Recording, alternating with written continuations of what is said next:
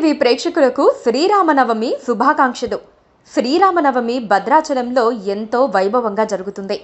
అదే సమయానికి భద్రాచలం వెళ్ళలేని వారంతా వారి వారి ప్రాంతాల్లో ఈ కళ్యాణాన్ని తిలకిస్తారు. భద్రాచలంలో జరిగే కళ్యాణంలో సీతారాములు పోసుకునే తలంబ్రాల బియ్యానికి ఎంతో ప్రత్యేకత ఉంది. ఈ బియ్యాన్ని గోటితోనే వలుస్తారు.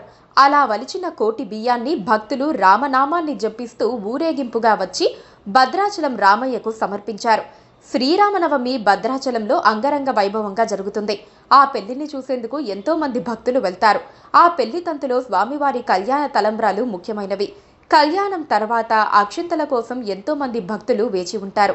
ఈ తలంబ్రాలు అందరికీ చేరవని, ఆ రాముడి కృప ఎవరికుంటుందో వారికి అందుతాయని చెబుతూ ఉంటారు పండితులు. సీతారాముల శిరస్సుపై నుంచి జాలువారిన ముత్యాల తలంబ్రాల కోసం ఎంతో మంది భక్తులు భద్రాచలం వెళ్తారు. ఆన్లైన్ సర్వీసుల ద్వారా కూడా తెప్పించుకుంటారు. ఆ తలంబ్రాలు మెరుస్తూ ఉంటాయి. కళ్యాణానికి ఇప్పటికే పూర్తిగా ఏర్పాట్లు జరిగాయి. తలంబ్రాలు కూడా భద్రాచలం ఆలయానికి చేరుకున్నాయి. గోటి తలంబ్రాలు కోటి బియ్యపు గింజలతో తయారు చేశారు. ఇవి 800 కిలోలయ్యాయి. స్వామివారి సన్నిధిలో ఉన్నాయి. ఆంధ్రప్రదేశ్ రాష్ట్రంలోని తూర్పుగోదావరి జిల్లాలో ఉన్న కోరుకొండ ప్రాంతం నుంచి ఈ తలంబ్రాలు వస్తాయి. అక్కడ శ్రీకృష్ణ చైతన్య సంఘం ఆధ్వర్యంలో ఈ తలంబ్రాలు తయారీ కార్యక్రమం జరుగుతుంది. ఈ సంఘాన్ని స్థాపించింది కళ్యాణ అప్పారావు అనే వ్యక్తి. ఈ సంఘం అధ్యక్షుడిగా ఉన్నారు. ఈ వడ్లను ప్రత్యేకంగా పండిస్తారు. ఈ వరినారు కోసే ముందు ఆ విత్తనాలను భద్రాచలం వెళ్లి సీతారాముల మూల విరాట్ పాదాల వద్ద ఉంచి ప్రత్యేక పూజలు చేస్తారు. తర్వాత తిరిగి తూర్పుగోదావరి జిల్లా తీసుకొస్తారు. ఎకరం పొలంలో పండిస్తారు. అలా వరి నాటు వేసే ముందే ఆంజనేయుడు, సుగ్రీవుడు ఇలా వానరుల వేషధారణ వేసుకుంటారు. పొలం దున్ని నారు పోస్తారు.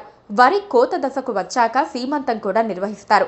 ఇక వరి కోత సమయంలో రాముడి వేషధారణలో ఒక వ్యక్తి వస్తారు. ఆ వ్యక్తికి ఈ వరిని ముందుగా అందజేస్తారు. వరి కోత జరిగిన తర్వాత ఈ తలంబ్రాలను వలిచేందుకు 4000 మంది మహిళా భక్తులు పంపిణీ చేస్తారు.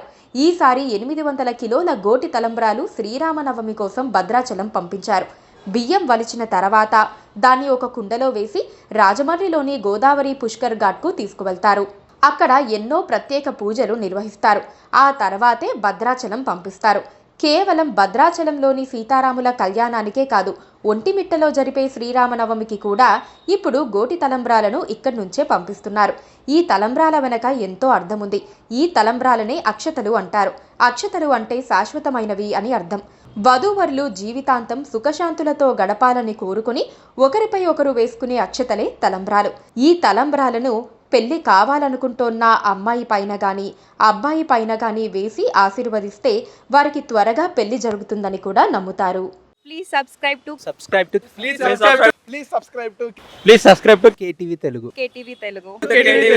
KTV Telugu. KTV Telugu channel.